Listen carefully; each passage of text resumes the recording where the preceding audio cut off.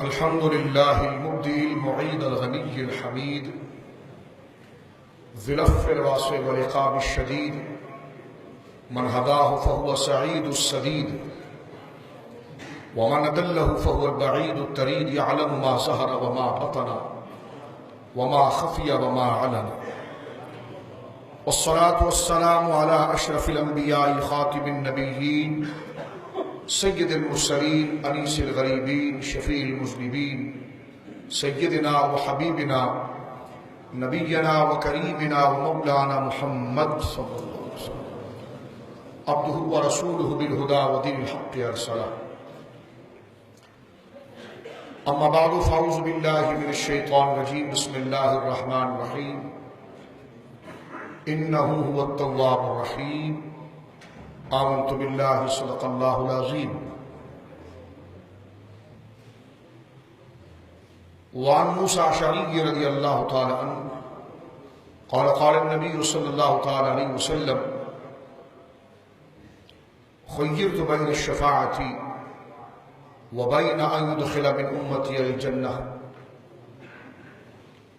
فاخترت الشفاعة لأنها أعم وأكفى. أترونها للمتقين ولكنها للمذنبين المتلوثين الخطائين أو كما قال عليه الصلاة والسلام. ببركة إن الله وملائكته يصلون على النبي يا أيها الذين آمنوا صلوا عليه وسلموا تسليما. اللهم صل على سيدنا مولانا محمد معدن الجود والكرم منبع العلم والحلم والحكم وآله وصحبه وبارك وسلم صلاة وسلاما عليك يا سيدي يا رسول الله. فمبلغ العلم فيه أنه بشر وأنه خير خلق الله كلهم. فانسب إلى ذاته ما شئت من شرف فانسب إلى قدره ما شئت من عظم. فإن فضل رسول الله ليس له حد فيعرب عنه ناطق بفمه. منزه عن شريك في محاسنه فجوهر الحسن فيه غير منقسم. وأبيض يستسقى الغمام بوجهه ثمار اليتامى عصمة للأرامل. مولاي صل وسلم دائما سرمدا على حبيبك خير الخلق كلهم. رب اشرح لي صدري ويسر لي أمري واحلل عقدة من لساني يفقهوا قولي.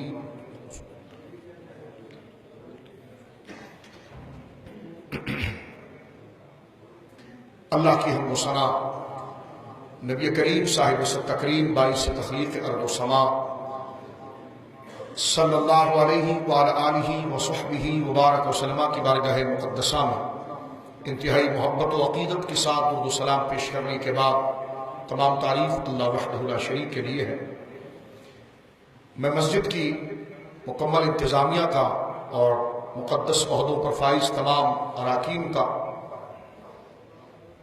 مسجد شریف کے خطیب صاحب، امام صاحب کا اور جملہ نمازی اور اہل محلہ کا بے حد مشکور و ممنون ہوں، اور ان نوجوانوں کا بے حد مشکور و ممنون ہوں کہ جنہوں نے ایک طویل وقت سے اس پروگرام کے حوالے سے بڑی شفقت فرمائی.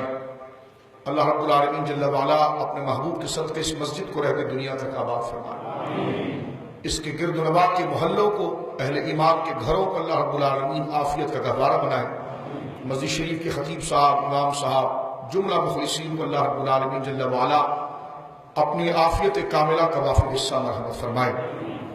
حضرات گرامی، آنے میں کیوں تاخیر ہوئی، اس سبب اور وجہ کو آپ نے قبلہ خطیب صاحب کی مبارک زبان سے سماعت کر لیا. میں اختصار کے ساتھ چند باتیں آپ کی خدمت میں آج کی شب کے حوالے سے ذکر کرنا اپنے لیے سعادت سمجھتا ہوں. مجھ جیسے کئی بیکار ہوں گے کہ جنہوں اللہ رب العالمین جل وعلا نے یہ مبارک شب ان کے لیے نعمت و عظمیٰ بنائی ہے، ورنہ اللہ والوں کے لیے تو ہر شب ہی شب برات ہے.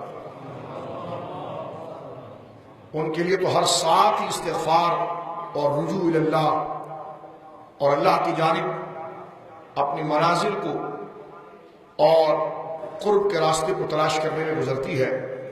لیکن مجھ جیسے لوگ کہ جو غفلت میں پڑے ہوئے ہیں، تو اللہ رب العالمین نے اپنے محبوب کے صدقے ہمیں یہ مبارک رات عطا فرمائی. یہ وہ برگزیدہ رات ہے کہ جس کے بارے میں حضرت مولا کائنات اسد اللہ الغالب علی المرتضیٰ رضی اللہ تعالی عنہ سے اور میری ماں ام المؤمنین سیدہ عائشہ صدیقہ بنت صدیق رضی اللہ تعالی عنہما سے، اور اس کے بعد تابعین کا ایک تسلسل ہے، اور ہمارے مشائخ اہل سنہ کا ایک تواتر سے یہ معمول اور تعامل ہے کہ اس شب کی فضیلت کو قبول کرتے ہیں، اور اس شب میں اللہ رب العالمین جل وعلا کی بارگاہ میں استغفار، اپنے وہ گناہ جو جان بوجھ کر کیے اس پر بھی ندامت کے آنسو گراتے ہیں، اور جو بھول کر ہوئے ہیں اس پر بھی ندامت کے آنسو گراتے ہیں، کیونکہ آج کی شب کی فضیلت صحاح میں ہمیں ابن ماجہ ترمذی وغیرہ میں ملتی ہے کہ جس میں حضرت مولانا مرتضیٰ نے یہی فرمایا کہ اس کی رات میں قیام کیا جائے اور اس کے دن میں روزہ رکھا جائے۔ حضرت ام المؤمنین سیدہ عائشہ صدیقہ بنت صدیق رضی اللہ تعالیٰ عنہما سے جو جناب رسالت امام صلی اللہ علیہ وسلم کے فرمان کو ہم تک پہنچا رہی ہیں، حضور نے یہاں تک ارشاد فرمایا، جس کا معنوی تفسیر اگر ہم کریں تو وہ یہ بنے گی کہ عائشہ رضی اللہ تعالیٰ عنہا عرب کا جو سب سے مشہور قبیلہ ہے جس کے پاس مویشیاں سب سے زیادہ ہیں، وہ بنو کلب قبیلہ جس کے پاس بھیڑ بکریاں سب سے زیادہ ہے، تو یہ وہ شب ہے کہ جس میں اللہ رب العالمین جل وعلا کی رحمت پہلے آسمان کی جانب متوجہ ہوتی ہے، اور صبح تک، صبح صادق تک اس کا منادی ندا کرتا ہے، اور پھر بنو کلب کے قبیلے جو بھیڑ اور مویشیوں کے حوالے سے بڑا مشہور ہے، ان بھیڑوں بکریوں کے جسم پر جتنے بال ہیں اس سے زیادہ اللہ رب العالمین میری امت کی مغفرت فرماتا ہے۔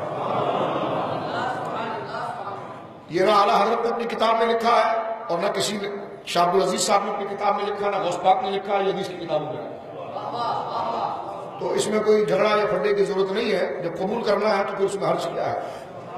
لیکن ایک بیماری یہ بھی ہے نا کہ جناب جو سنی کرے تو اس کو پھر ضعیفی کر کے رہنا ہے کہ پھر تو یہ راوی ہے۔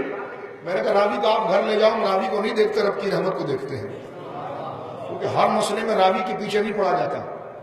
حضور کی عظمت آ جاتی ہے تو کہتے جی بیٹھ کے بات کریں، راوی اس کا ضعیف ہے۔ میں نے کہا راوی اپنے گھر لے جائیں، ہم حضور کی عظمت کو دیکھ رہے ہیں۔ کہتے جی ام المؤمنین کی جو روایت آپ پڑھ رہے ہیں یہ راوی ضعیف ہے۔ میں نے کہا راوی اپنے گھر لے جائیں۔ کتنے راوی ہیں؟ کہ 4۔ میں نے کہا چاروں کو لے جائیں، چاروں کو لے جائیں۔ ہم اللہ رب العالمین جل وعلا کی رحمت کو دیکھ رہے ہیں۔ اگر اس امید کے ساتھ کہ رب کریم اس کی مغفرت فرمائے، استغفار کو قبول فرمائے، تو کیا اللہ رب العالمین جل وعلا نے اپنے محبوب کی امت کو بخشنے کے لیے اس کی قدرت نے ایسے بہانے اور ایسی رحمت کی وسعتیں نہیں عطا فرمائی؟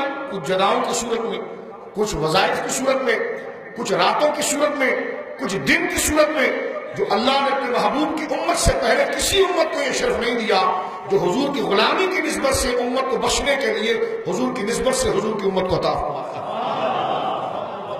جس طرح لیلۃ القدر ہے، جو 27ویں شب یا طاق راتیں 21 کہیں، 23 کہیں، 25 کہیں، 27 کہیں، 29 کہیں، یہ طاق راتوں میں جو شب آتی ہے جس کو لیلۃ القدر کہا جاتا ہے، قرآن جس کے بارے میں گویا ہے ارشاد فرما رہا ہے کہ لیلۃ القدر خیر من الف شہر، یہ وہ رات ہے جو 1000 مہینے سے بھی زیادہ بہتر ہے۔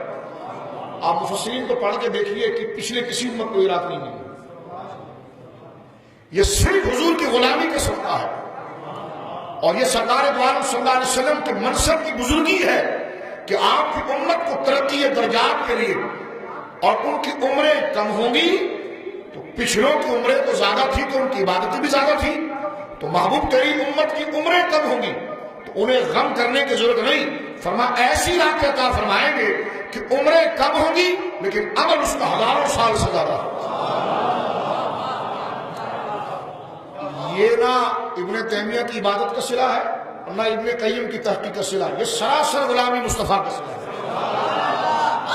یہ سمجھ لیں، یہ کسی کی عبادت کا صلہ نہیں ہے، یہ حضور کی غلامی کے صلے میں شب برات ملی ہے، اور یہ لیلۃ البرات کے ساتھ لیلۃ القدر ملی ہے کہ جس میں اللہ رب العالمین جل وعلا بالفاظ ظاہر کرنا اس کی رحمت نے یہ بہانے بنائے، بہانے ذکر کیے ہیں، انداز ذکر کیے ہیں کہ محبوب اس وقت اس جگہ پر آ گئے تو ہم برسوں کے گناہ کو معاف کریں گے، اس کے درجات کو بلند فرما دیں گے۔ اور اس رات کے بارے میں ہمارے مفسرین، ہمارے ائمہ نے تو لکھا ہے، میں ایک ہی بات اختصار کے ساتھ درج کر دوں۔ سید المفسرین حضرت امام راضی نے اس کی طرف بڑا پیارا اشارہ فرمایا، فرمایا یہ جو شب ہے، جو 15 شعبان المعظم کی شب ہے، اس شب کو حضور نے مانگا ہے، رب سے مانگا ہے، اور اس جستجو اور اس طلب کے ساتھ کہ حضور کی ہر نماز میں دعا اپنی امت کی مغفرت کے لیے ہوتی ہے۔ ربی حبلی امتی، ربی حبلی امتی۔ میری ماں ام المومنین سیدہ عائشہ کہتی ہے سرکار رات رات قیام فرماتے اور قدم مبارک متورم ہو جاتا، ورم اس پر آ جاتا، اور یہ تمام تر ریاضات اور اذکار کا نتیجہ کیا ہوتا کہ مولا میری امت کو بخش دے۔ آپ اگر مسلم شریف کتاب الایمان کو اگر آپ دیکھیں گے تو آپ حیران ہوں گے کہ کیا جستجو ہے۔ کتاب الایمان میں روایت آتی ہے، اللہ اکبر، کہ جناب سید یار صلی اللہ علیہ وسلم رات کے وقت قیام فرما رہے ہیں اور دل اپنی امت کی محبت میں اتنا بھر آیا ہے اور گناہگار امت کی اتنی زیادہ فکر ہے کہ کتاب الایمان مسلم شریف کے اندر موجود ہے، جناب رسالت امام صلی اللہ علیہ وسلم میرے اور آپ کے آقا نے سارے انبیاء نے جو اپنی امت کے ساتھ جو کیا اور امت نے جو ان کو غلط رسپانس دیا، قرآن میں اس کا ذکر موجود ہے۔ آقا علیہ السلام رب کے دربار میں حضرت ابراہیم سے متعلق وہ حکایت جو قرآن میں بطور آیت موجود ہے اس کو ذکر کرتے ہیں۔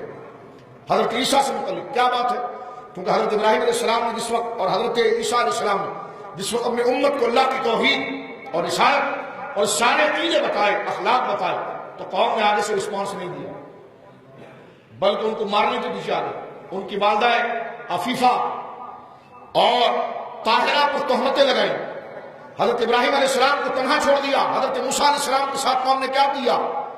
تو ان انبیاء کاملین نے اللہ رب العالمین جل وعلا نے جب ان سے پوچھا کہ بتاؤ تمہاری امت کے بارے میں ہم کیا کریں، تو ان انبیاء نے کہا کہ مولا یہ تیرے بندے ہیں، انہوں نے تھکا دیا، پریشان کر دیا، ناشکری اور نافرمانی کی انتہا کر دی، ہم نے انہیں دلائل باہرہ کے ساتھ، واضح روشن دلیلوں کے ساتھ اور باہر اور غالب معجزات کے ساتھ تیرے دین کی حقانیت ان کو بتائی، لیکن یہ ڈھیڑ بنے رہے، متعصب بنے رہے۔ اب مولا نتیجہ تو یہ ہے کہ یہ تیرے بندے ہیں، چاہے تو زمین میں گاڑ دے، چاہے تو آباد کر دے، تیری مرضی ہے۔ حضور علیہ السلام نے جب آیات پڑھی تو زار و قطار ہونے لگے۔ مسلم شریف کتاب الایمان میں حدیث موجود ہے میرے دوستو، جبریل امین کو فوراً بھیجا گیا کہ جاؤ محبوب سے پوچھو روتا کیوں ہے۔ یہ حضور کے ناز ہے، یہ حضور کے انداز ہے۔ ملا جی کہتے ہیں کتاب ہدایت پڑھیں، میرے کتاب ہدایت شروع ہی اس سے ہوتی ہے۔ یہ بددعا بھی کتاب ہدایت میں ہی ہے، یہ وہ رفعنا لک ذکرک بھی کتاب ہدایت میں ہی ہے، یہ وہ انت حل بہذا البلد یہ بھی کتاب ہدایت میں ہی ہے۔ صرف وَأَنَّ الْمَسَاجِدَ لِلَّهِ فَلَا تَدْعُوا مَعَ اللَّهِ أَحَدًا صرف یہ قرآن نہیں، وَرَفَعْنَا لَكَ ذِكْرَكَ بھی قرآن ہے۔ کتاب ہدایت پوری پڑھ رہے ہیں آپ، اور کتاب ہدایت میں جو انداز اللہ رب العالمین کے کلام کو اپنے محبوب کے لیے ہے وہ کچھ منبر پر بھی بیان کریں آپ، تاکہ داڑھی رکھنے کے باوجود چہرے پر بھیانک اثار نہ ہو بلکہ عشق کے جلوے نظر آئے۔ توجہ رکھیے میرے دوستو، یہاں پر آواز آپ تک صحیح پہنچ رہی ہے؟ تو میں تھوڑے سے وقت کے لیے بات عرض کر دینا چاہتا ہوں تاکہ ہمارا تعلق اصل اس مناسبت کی طرف ہو جائے۔ یہ نماز روزہ جو کل رکھیں گے، یہ تسبیح آپ نے پڑھ لی، یہ سب ٹھیک ہے، لیکن اصل اس پر رنگ چڑھے گا غلامی مصطفیٰ کا۔ اگر یہ تسبیحات، یہ تحلیلات میں بول رہا ہوں، اللہ مجھے عمل کی توفیق دے، کیونکہ میں یہ جو بول رہا ہوں یہ باتیں میرے لیے سے قیمتی بات کچھ اور نہیں ہونی چاہیے، ورنہ یہ تقریر، یہ عمر سب بیکار ہے۔ نماز روزہ زکوٰۃ داڑھی صلاۃ تسبیح عمرہ حرم پر حکومت، یہ ساری چیزیں بعد میں، پہلے غلامی مصطفیٰ ہے، پہلے ادب مصطفیٰ ہے۔ مروان بھی منبر پر ہی بیٹھتا تھا، ہمیں پتا ہے، بخاری میں لکھا ہوا ہے، ہم پڑھ چکے ہیں، وہ بھی ہم پڑھ چکے ہیں۔ 7 دن اگر آپ پاکستان کا چکر لگا کر گئے تو کوئی اچھی بات نہیں، ہم نے بھی دیکھا مروان بیٹھا ہوا تھا منبر پر، ہم نے کتاب الجنائز میں پڑھا ہے۔ اس کو مربوط کرنے کی چیزیں نہیں ہوتی ہے، سمجھے؟ تو ذرا حشائش بشاش میں اور سینہ تان کر کے ہے میں وہ سنی ہوں جمیل قادری، میرا لاشا بھی کہے گا الصلاۃ، نہیں حرم سے آیا، میں نے کہا مروان بھی حرم سے آیا تھا، کوئی اورنگی ٹاؤن سے نہیں آیا تھا، وہ بھی حرم سے ہی آیا تھا، لیکن پکا لانتی تھا کہ نہیں؟ شاہ عبدالعزیز صاحب نے اپنے فتاوے میں لعنت کی ہے، اور آج تک اہل سنت پر ایک وبال بنا ہوا کہ بخاری میں آیا تو اس کے درجنوں جوابات ہے، لیکن بات میں یہاں پر آپ کے سامنے کرنا چاہ رہا ہوں میرے دوستو، اور بزرگوں وہ یہ ہے کہ آج کی یہ بات ہم اس لیے چھیڑ رہے ہیں کیونکہ صلاۃ تسبیح تو آپ سیکھ چکے، پڑھ لی، نوافل آپ نے پڑھ لی، الحمدللہ رب کریم کی توفیق سے عشاء کی جماعت میں نے بھی ادا کی، آپ نے بھی ادا کی قبلہ امام صاحب کی خدمت میں، ابھی انشاءاللہ فجر کی نماز بھی ادا کی جائے گی، ٹھیک ہے؟ اور یہ تو ساری باتیں ہو گئی، لیکن یہ صرف مقدمہ ہے، یہ نتیجہ نہیں۔ نتیجہ اس پر جو مرتب ہوگا وہ حضور کے عشق سے ہوگا۔ حل جزاء الاحسان الا الاحسان، احسان کا بدلہ کیا ہے؟ احسان، اور تم پر میرے آقا کی عنایت نہ سہی اور نجدیوں کلمہ پڑھانے کا احسان گیا۔ یہ راتیں تمہارے شیوخ کا نتیجہ نہیں، یہ مصطفیٰ کی غلامی کا نتیجہ ہے۔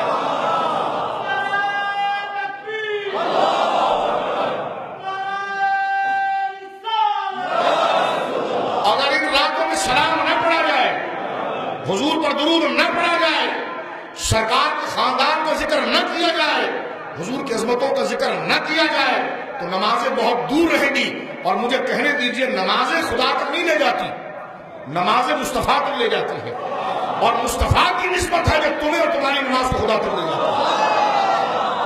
یہ جلدی میں یہی جملہ کہہ سکتا ہوں، جتنی تحقیقات اگر آپ پڑھ کر دیکھیں تو میرے دوستو ذرا توجہ کریں اس بات کے اوپر آپ کہ آج کی جو شب ہے یہ حضور نے مانگی ہے، اور مسلم شریف کی جو میں روایت پڑھ رہا ہوں اس پر اپنی گفتگو کو چند باتوں میں ختم کروں گا کہ مسلم شریف کی جو یہ روایت ہے کہ حضور علیہ السلام اپنی امت کے درد میں رات کھڑے ہو کر اس بات کو دہرا رہے ہیں، یہ کہتے ہیں کہ حضور کے لیے کھڑا نہ ہونا، میں شرم کروں، وہ رات بھر تمہارے لیے کھڑے ہوئے، تم 2 منٹ نہیں کھڑے ہو سکتے۔ کہنے لگے کیا بیٹھ کر درود نہیں ہو سکتا؟ میں نے کہا کیوں کھڑے ہو کر نہیں ہو سکتا؟ کہنے لگے آپ پہلے بیٹھ کر بتائیں، میں نے کہا پہلے کھڑے ہو کر بتائیں، حل کیا ہے؟ کہتے جی بیٹھ کر درود و سلام نہیں ہو سکتا، تو میں نے کہا کھڑے ہونے میں کیا تکلیف ہے؟ سمجھ گئے؟ اور اتنا بغض کیوں ہے؟ یہ حضور سیاسی جو پارٹیاں ہوتی ہیں، سیاسی پارٹیاں ہمارے ملک میں ہوتی ہیں، یہ نور والا ہے تو یہ پی پی والا ہے، ایسی درجنوں پارٹیاں ہوتی ہیں، تو یہ پارٹی والا اس کے لیڈر کو پسند نہیں کرتا اور وہ پارٹی والا اس لیڈر کو پسند نہیں کرتا۔ میں نے کہا آپ کا رویہ تو بتا رہا ہے کہ کلمہ تو آپ نے پڑھ لیا ہے، لیکن حضور کو آپ نے اگینسٹ میں سمجھا ہے اپنے، اور اگر حضور کا کلمہ پڑھ کر آپ حضور ہی کی پارٹی میں ہو تو کیا موت آتی کھڑے ہونے میں؟ کیا خرابی ہے نام چننے میں؟ اس سے ادب بھی بڑھے گا، وفاداری ہی ظاہر ہوگی، عشق ہی ظاہر ہوگی۔ اگر تحریک کا ایک کارکن اپنے لیڈر کی شان میں قصیدہ پڑھ دے تو کوئی اس کو تحریک سے نکالتا نہیں بلکہ عہدہ دیتا ہے کہ یہ وفادار آدمی ہے جناب، سمجھ گیا؟ یہ وفادار آدمی ہے۔ تو مسلم شریف کی حدیث سے میرے دوست توجہ فرمائے، سرکار دو عالم صلی اللہ علیہ وسلم نے رات کو قیام فرمایا، اور حضرت ابراہیم نے اپنی امت کے معاملے کو جو اللہ پر چھوڑ دیا، یا اللہ تیرے پر چھوڑ دیا، یہ بڑے ڈھیٹ ہے، بات کو سمجھتے نہیں ہے۔ حضرت عیسیٰ نے کہا مولا میں نے اپنی امت کا معاملہ تیرے پر چھوڑ دیا۔ حضور سید عالم رونے لگے، جبریل کو بھیجا کہ محبوب کے پاس جاؤ، اللہ سب جانتا ہے۔ اللہ تو جبریل کو کیوں بھیجا؟ تاکہ تجھے مسلم شریف پڑھے تو تجھے پڑھنا پڑے کہ یہ مقام مصطفیٰ ہے، یہ حضور کا مرتبہ ہے۔ جبریل امین کو بھیجا گیا اور جبریل نے کہا کہ معیوب کی آپ کیوں روتے ہیں؟ تو حضور اتنے غیور ہے اپنی امت کے معاملے میں، فرمایا تجھے نہیں بتاؤں گا۔ کیوں بتاؤں اپنے رونے کی وجہ؟ کیونکہ رونے کی وجہ امت کی نیکیاں نہیں، امت کی برائیاں ہیں۔ تو حضور سید عالم صلی اللہ علیہ وسلم مجھ جیسے بیکار اور مجھ جیسے کئی بیکاروں سے صرف ایسی محبت فرماتے ہیں کہ جبریل معصوم جو حسد سے پاک ہے، جو بغض سے پاک ہے، جو کینہ سے پاک ہے، جو تمنا سے پاک ہے، جو نفاق سے پاک ہے، اس معصوم کے سامنے بھی امت کا عیب نہیں بتاتے۔ فرماتا ہے نا نا نا نا، میں تجھے نہیں بتاؤں گا میں کیوں ہو رہا ہوں۔ مسلم شریف کے حدیث سے جبریل گئے رب کے پاس اور کہا مولا تیرا محبوب کہتا میں نہیں بتاؤں گا۔ اللہ نے فرمایا ٹھیک ہے جا کر کہو یہ ہمارا پیغام سنا دو۔ اور رب نے بھی یہ نہیں کہا کہ یہ کیوں ہو رہا ہے، رب نے کہا ٹھیک ہے نہیں بتا رہا تو پھر میں بھی تجھے نہیں بتاتا، صرف بشارت سنانے کے لیے چلے جا، صرف بشارت سنانے کے لیے چلے جا۔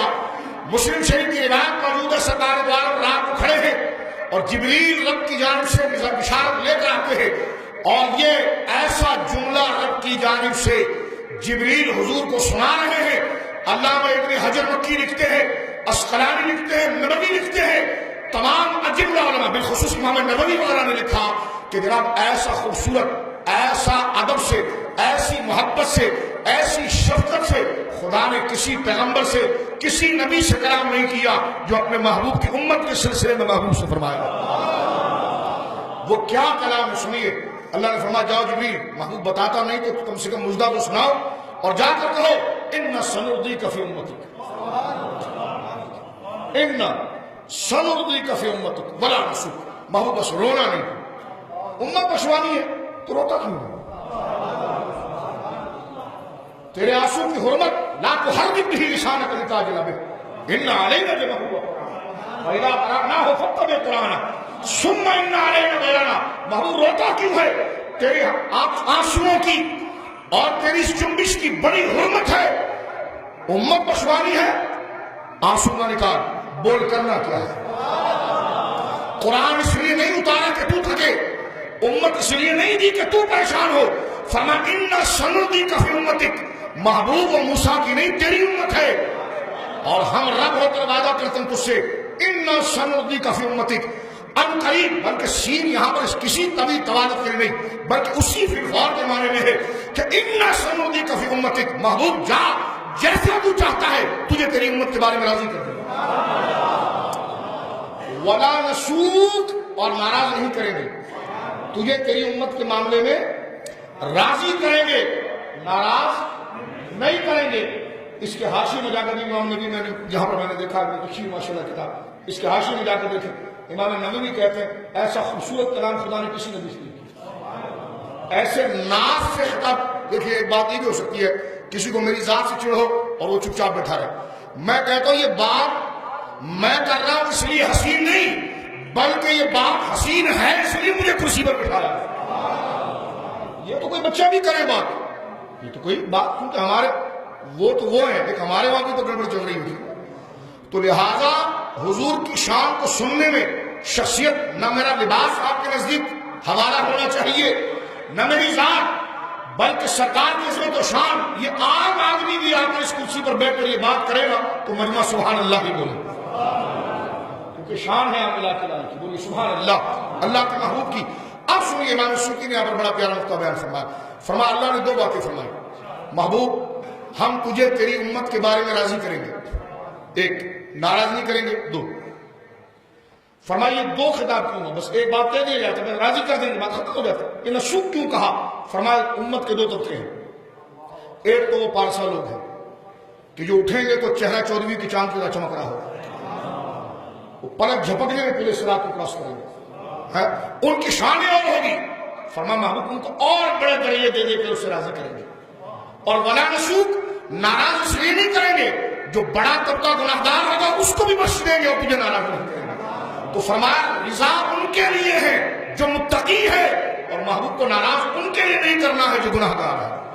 تو میرے دوستو حضور سید عالم کا یہ معمول رہا ہے، عمل رہا ہے کہ آقا علیہ الصلوۃ والسلام نے ہر رات، ہر سانس، ہر گھڑی اگر اپنی دعا کا حاصل جس سے اس کو بنایا وہ امت کی مغفرت ہو۔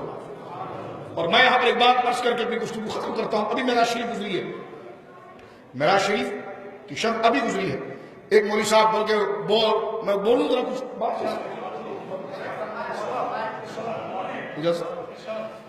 12 ربیع شریف کو مفتی اعظم سعودی عرب کو فتویٰ ہے یہ بدعت ہے، ابھی معراج میں فتویٰ نہیں، اس کا منانے کا یہ جائز نہیں منا، یہ جائز نہیں منا۔ میں نے ایک نجی سے پوچھا رہا ہوں، میں نے کہا معراج شریف منانا جائز نہیں، میں نے کہا معراج کا ذکر قرآن میں ہے، زور سے بولا نا ہے، یا اگر آپ کی نستعین قرآن میں تو معراج بھی قرآن میں ہے، اتنی قرآن کی اجازت والذین یدعون من دون اللہ قرآن میں ہے تو سبحان اللہ اسلام بھی تو قرآن میں ہی ہے نا، تو جب اس کو اتنا اونچا کر کے بولتے تو اس کو بھی تھوڑا اونچا کر کے بولو نا، سمجھ گئے؟ اب آپ صرف میری بات سے اختلاف جب کیجئے گا جب میں آپ کے خلاف بات کر رہا ہوں، میں اور آپ جناب رسالت امام صلی اللہ علیہ وسلم کا کلمہ پڑھتے ہیں، حضور کی محبت کا دم بھرتے ہیں، میں کہوں گا فرقوں کو پھینکیں گاربیج کے ڈبے کے اندر اور ہٹائیں اس کو ڈسٹ بن میں پھینکیں فرقہ واریت کو، حضور کی عظمت اور ناموس کو ملحوظ رکھ کر اس مسئلے کو سمجھنے کی کوشش کریں۔ میری بلند آواز اگر آپ کو بری لگے تو اس کو بھی چھوڑیں آپ، لیکن نفس سے جو مسئلہ ہے اس پر توجہ رکھیں آپ، اور توجہ میرے دوستو یہ ہے کہ یہ بات کرنا کہ جناب معراج شریف ابھی گزری ہے، بڑے بڑے فتوے نیٹ پر موجود ہیں. کیا فتویٰ دے رہے ہیں؟ مروان بن حکم فتویٰ دے رہا ہے بیٹھ کر ریاض میں. وہ فتویٰ دے رہے ہیں کہ جناب معراج شریف کا منانا جائز نہیں ہے. میں نے کہا تھوڑی عقل سے کام لیں آپ، معراج کا ذکر قرآن میں ہے. چپ. میں نے کہا میں بتاتا ہوں. الحمدللہ. میں نے کہا دیکھو سورہ بنی اسرائیل کی پہلی آیت میں معراج کا ذکر ہے. میں نے کہا ہاں. میں نے کہا زور سے بولو. ہاں. میں نے کہا اور زور سے بولو. حرام میں چیز کو نا لاؤڈ اسپیکر لے کر ہاتھ ادھر کرو ہاتھ ادھر کرو. تو میں نے کہا یہ بھی بولو سبحان اللہ ہے. آواز نکال کے چلو یہ ہاں ہے. میں نے کہا سورہ نجم کی 18 آیتیں ہیں معراج کے بیان میں. کہ لگے ہے. میں نے کہا سورہ بنی اسرائیل کی پہلی آیت حضور کے معراج کو بیان کرتی ہے. کہ جی ہاں. میں نے کہا سورہ نجم کی 18 آیتیں کتنی 18 آیتیں سورہ نجم کی والنجم اذا ہوا سے شروع ہوتی ہے، اور 18 آیتیں جو حضور کے معراج کو بیان کرتی ہیں. میں نے کہا کرتی ہے. کہ ہاں. میں نے کہا بخاری کتاب الصلاۃ کی کئی حدیثیں کرتی ہے. کہ ہاں. میں نے کہا مسلم کی کرتی ہے. کہ ہاں. میں نے کہا پڑھے گا کب؟ جب محفل ہی نہیں سجانی، جب دن ہی نہیں سجانا، جب دن ہی سیلیبریٹ نہیں کرنا تو یہ 18 آیتیں پڑھے گا کب؟ صرف ایک ہی آیت پوری زندگی قیامت تک سمجھاتا رہے گا ایاک نعبد وایاک نستعین ایاک نعبد وایاک نستعین. تو میں نے کہا والنجم اذا ہوا کا بھی تو معنی کبھی ممبر میں بتا دو. سبحان اللہ اسرا بعبدہ کے بھی معنی کبھی ممبر میں بتا دو. اگر تم یہ کہو کہ وَأَنَّ الْمَسَاجِدَ لِلَّهِ فَلَا تَدْعُوا مَعَ اللَّهِ أَحَدًا، مسجدیں اللہ کا در ہیں، ان میں اللہ کے سوا کسی کو نہیں پکارو. میں نے کہا اگر پکارنا منع ہوتا تو وہ رفعنا اللہ کے ذکر کو ساتھ میں جوڑے اور پھر مجھے بتا تدبیر کیسے ہوگی کہ محبوب تیرے ذکر کو تیرے لیے بلند کیا، اور ایک طرف ہے محبوب تیرے ذکر کو بلند کیا، ایک طرف ہے مسجد میں کسی اور کو نہ پکارو. تو میں نے کہا تدبیر کیسے ہوگی؟ تو تفسیریں جب اٹھا کے دیکھی تو پتا چلا مسجد میں محبوب کو پکارنا جائز ہے، خدا کے علاوہ کسی کی عبادت کرنا حرام ہے. اب آپ توجہ کریں میرے دوستوں کہ یہ جو مبارک شب ہے یہ جناب سید عالم صلی اللہ علیہ وسلم نے اپنی امت کے لیے مانگی ہے. کیا کی بولیے؟ مانگی ہے. اور اس میں سب سے بڑا کمال جو ہے وہ سرکار علیہ السلام کی غلامی کا درد دل میں رکھنا اور حضور کے احسان کا خیال دل میں رکھنا، اور وہ خیال دل میں رکھ کر پھر رب کی بارگاہ میں کہنا استغفر اللہ ربی من کل ذنب. کیونکہ میری زبان آپ کی زبان مقبول نہیں. یہ پیچھے تحریک ہے نا غلام مصطفیٰ کا، یہ جو پریشر پیچھے سے آ رہا ہے غلام مصطفیٰ کا، یہ توبہ کے جملوں کو اٹھا کر لے جائے گا رب کی بارگاہ تک. اور اگر یہ پریشر پیچھے سے نہ ہو، یہ تحریک پیچھے سے نہ ہو، یہ محبت مصطفیٰ کا جذبہ پیچھے سے نہ ہو، تو ابلیس تو آج تک توبہ کر رہا ہے لیکن مقبول نہیں ہے. جب تک پیچھے محبوبوں کی تعظیم کا سپورٹ نہ لگے، تعظیم کا. اور میں آپ کو بتاؤں ایک روایت جو میں پڑھنا چاہ رہا تھا، یہ بالخصوص معراج شریف کی رات جناب سید عالم جلوہ گر ہوئے. مستدرک میں آپ دیکھیے تو سرکار فرماتے باقاعدہ مجھے رب نے جب میں پہنچا اور سجدے کی حالت میں تھا تو رب نے میرے دل کی کیفیت کو جان کر فرمایا محبوب امت کے لیے تم نے سجدہ کر دیا. تو فرمایا جو میں نے بھی حدیث پڑھی جلدی سے پڑھ دیتا ہوں کہ محبوب یا تو شفاعت لے لیں یا آدھی امت کو جنت میں ڈال دیں. سرکار فرماتے میں نے شفاعت لی. میں نے کیا لیا؟ شفاعت. یعنی رب کے پاس پہنچ کر بھی امت یاد ہے، احکم الحاکمین کے دربار میں پہنچ کر بھی امت یاد ہے. تو پھر میں مصطفیٰ کو کیوں بھول جاؤں؟ میرے امام نے کہا جو نہ بھولا ہم غریبوں کو رضا، جو نہ بھولا ہم غریبوں کو رضا، یاد اس کی اپنی عادت کیجئے. جناب سید عالم فرماتے میں نے رب سے کہا کہ مولا آدھی امت کی شفاعت کیوں؟ فرمایا فإن عام وافقہ، اس لیے کہ وہ شفاعت جو وہ عام ہے اور کافی ہے. صحابہ میں سے بعض کے چہرے مرجھا سے گئے کہ شفاعت لے لیے، آدھی اگر امت کو بخشدہ دیا جاتا تو کیا ہوتا؟ تو سرکار نے فرمایا کیا حل ترون للمتقین، تم کیا سمجھتے ہو میری شفاعت متقین کے لیے ہے، پرہیزگاروں کے لیے ہے؟ فرمایا وَلَكِنَّهَا لِلْمُذْنِبِينَ الْمُتَلَوِّثِينَ الْخَطَّائِينَ، شفاعت میں نے اس لیے لی ہے تاکہ میں گناہوں سے اٹے ہوئے، گناہوں میں لتھڑے ہوئے جو میری امت ہوگی ان کی بخشش خدا کے دربار میں. اور دربار میں بخشش پتہ ہے کیسے ہوگی؟ مسلم امام احمد میں یہ حضرت انس بن مالک کی مسلم میں روایت موجود ہے، فضائل الصحابہ میں حضرت امام احمد نے بھی نقل کیا، مستدرک کے اندر موجود ہے. سرکار دو عالم جلوہ گر ہیں اور سرکار نے حضرت ابوبکر صدیق رضی اللہ عنہ فرمایا ابوبکر ایک بات بتاؤ. کیا؟ کہ آج رات ایک واقعہ ہوا ہے، آج رات میرے ساتھ ایک واقعہ ہوا کہ کیا کہ وعدنی ربی، رب نے مجھ سے وعدہ کیا آج رات، میرے رب نے آج رات مجھ سے وعدہ کیا کیا کہ ان یدخل من امتی الجنت 100,000، اللہ نے فرمایا محبوب لاکھ بندے تیری امت کے، لاکھ بندے میں جنت میں داخل کر دوں۔ اب یہ بات تو ختم ہو گئی، یہ بات ختم ہو گئی، لیکن سرکار دو عالم صلی اللہ علیہ وسلم کی طرف سے ہمارے جو آقا و مولا سفارش کر رہے ہیں وہ خلیفہ بلا فضل سیدنا صدیق اکبر ہے۔ صدیق اکبر کہتے ہیں جب میں نے یہ جملہ سنا کہ حضور سید عالم نے ارشاد فرمایا کہ آج رات ابو بکر، آج رات رب نے مجھ سے یہ وعدہ کیا کہ 1,00,000 میری امت کو جنت میں ڈالے گا، تو صدیق اکبر نے کہا حضور آپ کی امت 1,00,000 تو ہوگی نہیں، تو کیا کریں؟ یہ حدیث کے الفاظ ہیں، صحابی کا عقیدہ ہے، ان کو پتا تھا کہ قل لا اقول لکم عندی خزائن اللہ ولا اعلم الغیب، وہ یہ آیتیں ہم سے زیادہ پڑھتے تھے وہ کہ قل لا املک لنفسی نفعا ولا ضرا الا ما شاء اللہ، یہ صحابہ تکرار کے ساتھ پڑھتے تھے، جانتے تھے، لیکن حضرت ابوبکر کہتے ہیں حضور زدنا، رب سے کہو نا کہ اور بڑھا دے، زدنا حضور ہمارے لیے اور بڑھوائیے نا۔ تو سرکار نے یہ نہیں فرمایا کہ دیکھو ابو بکر ابھی پھر جب رب سے ملاقات ہوگی تو پھر کر لوں گا، جبریل آئیں گے تو پیغام بھیجوں گا، اسی وقت حضور نے کہا لب بنائے فرمایا کہا ابو بکر اتنی اور میں بخشوا دوں، تو سیدنا صدیق اکبر پھر جملہ کہتے ہیں زدنا یا رسول اللہ، زدنا یا رسول اللہ، حضور اور بڑھوائیے، سرکار نے پھر ہاتھ فرمایا کہا اتنے اور بحفنا، اتنی اور تھی میں نے بخشوا دی۔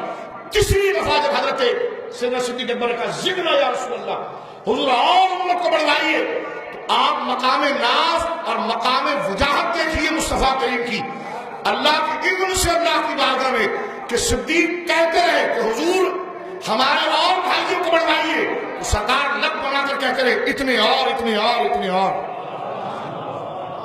تو یہ مقام مصطفیٰ ہے، یہ جناب سید عالم صلی اللہ علیہ وسلم کی طرف ہے، لگن ہے اپنی امت کے لیے۔ تو میرے دوستو آج کی رات استغفار تو ہوگا، لیکن استغفار کے پیچھے جو سپورٹ ہوگی، جو اس کے لیے واسطہ بنے گا، وہ حضور کی محبت کرے گا۔ کہیں ایسا نہ ہو کہ صلاۃ تسبیح تو جاری ہو اور دل سے مدینہ نکل جائے، کہیں ایسا تو نہ ہو کہ تسبیح کے دانے استغفار میں جاری ہو اور گنبد خضرا کی اس ہریالی کا تصور دل سے نکل جائے، نہیں، یہ عبادت نہیں، دھوکہ ہوگا۔ عبادت وہ ہے کہ ذکر خدا کا کیا جائے، وسیلہ حضور کی محبت کو بنائے۔ اور یہی تربیت کے لیے میرے دوستو یہ سارا ماحول اور یہ ساری فضا جو ہے علماء منعقد کرتے ہیں، اور یہ ساری بات کہتے ہیں یہ ذکر نہیں ہونا چاہیے، تو میرے کہ مسجد کے اندر اگر اللہ کا ذکر کرے تو حرج کیا ہے؟ حرج کیا؟ بلکہ میں بڑا حیران ہوا، میں اس موضوع پر کئی لوگوں کی کتابیں پڑھ رہا تھا، مجھے چند لوگوں کی کتابیں یہ بھی نظر آئی کہ کبھی حال میں سوشل میڈیا پر ایک فیس بک پہ ایک میسج بھی تقدیس مانی کے چلا اور خانوی کے حوالے سے کہ اگر رات کو تو جاگ سکتے ہیں لیکن یہ جو حلوہ بناتے ہیں یہ طریقہ غلط ہے۔ میں نے کہا آپ نے بھی کسی انگلی پر رکھ کر کہیں پر رکنا ضرور ہے، حلوہ بناتے ہیں یہ ضروری ہے، تو میں نے کہا اگر کوئی حلال پیسے سے حلوہ بنا دے تو اس میں حرج کیا ہے؟ کہتے نہیں اس کو ضروری سمجھتے ہیں، میں نے کہا نہیں آپ فتویٰ دینا ضروری سمجھ رہے ہیں، حلوہ بنانا کوئی ضروری نہیں سمجھ رہا، یہ آپ کو تنقید فرما رہے ہیں نا، یہ بدعت ہے، اس کو آپ ضروری سمجھ رہے ہیں۔ ورنہ سنی تو وہ ہے کہ اپنی عبادت کو ہر اس ادا سے آراستہ کرنا چاہتا ہے جو حضور کی ادا ہے۔ ہم تو اپنے گھر کی غذا کو، مسجد کے ماحول کو، عبادت کے طریقے کو، ہر بندہ یہ چاہتا ہے کہ ہر سنت کے ساتھ حضور کی مرغوب اور محبوب چیزوں کے ساتھ آراستہ کر لیا جائے کہ کوئی کمی نہ رہے اور کسی ایک واسطہ کے سب کی اصل چیز اللہ کی بارگاہ میں محبوب ہو جائے۔ اور ایک بات میں یہاں پر جو ذکر کروں گا اس حوالے سے وہ یہ ہے کہ یہ تو حضور کی محبوب غذا ہے، حلوہ جو ہے یہ حضور کی محبوب غذا ہے۔ سرکار کو، سرکار دو عالم صلی اللہ علیہ وسلم کو ان اشیاء میں سب سے زیادہ جو مرغوب ہے وہ حلوہ ہے، میٹھی چیز۔ بخاری میں جامع ترمذی میں کتاب الاطعمہ میں آپ دیکھیے باقاعدہ میری ماں سے انہوں نے شاہ فرمایا حضرت عائشہ سے کہ انی احب الحلوہ والعسل، عائشہ مجھے حلوہ اور شہد اچھا لگتا ہے۔ اسی مسند امام احمد کو اگر آپ اٹھا کر دیکھیں تو حضرت انس بن مالک کہتے ہیں کہ میں حضور سید عالم کے کہ جب نکاح حضرت زینب بنت جہش سے ہوا اور حضرت صفیہ سے ہوا، کہتے ہیں کہ میں حضور کا خادم تھا اور ان دونوں ازواج مطہرات کے ولیموں میں نے شرکت کی، اور اپنے شاگرد کو کہتے ہیں کہ ایک بات میں تجھے بڑی عجیب بتاتا ہوں۔ کہ کیا؟ کہ ولیمہ تو تھا، کیونکہ ہمارے ولیموں تو کئی کھانے بنتے ہیں، تو حضرت انس کہتے ہیں کہ حضور ولیمہ تو تھا حضور کا، لیکن اس میں گوشت نہیں تھا، سالن نہیں تھا، بوٹی نہیں تھی، روٹی نہیں تھی۔ تو شاگرد نے پوچھا پھر تھا کیا؟ فرمایا دونوں ولیموں میں صرف حلوہ ہی بنا۔ بولے سبحان اللہ۔ آخر اس کی کوئی وجہ ہے؟ جو چیز اب آپ دیکھیں، حضور سید عالم کو جو چیز پسند ہوتی ہے، ایک اس کا ظاہری پہلو ہوتا ہے، ایک اس کا روحانی پہلو ہوتا ہے۔ ان ساری حدیثوں کو اگر آپ سامنے رکھیں، چاہے جہاد میں دیکھیں آپ، چاہے حضور کے گھر میں دیکھیں آپ صلی اللہ علیہ وسلم، چاہے ولیموں میں دیکھیں آپ، اگر آپ دیکھیں تو میں سمجھتا ہوں کہ تناقض تک یہ حدیثیں پہنچتی ہیں غذا کے حوالے سے۔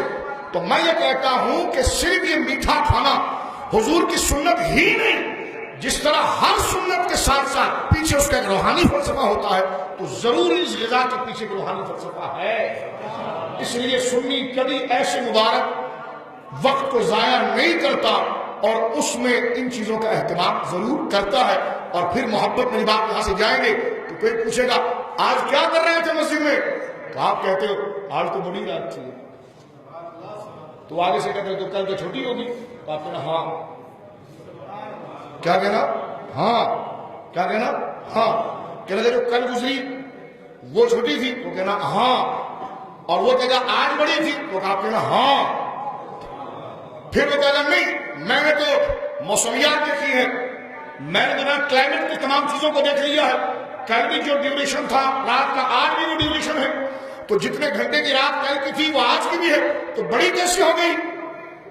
تو آپ اس سے پوچھیے آپ کے گھر میں بڑا کون ہے؟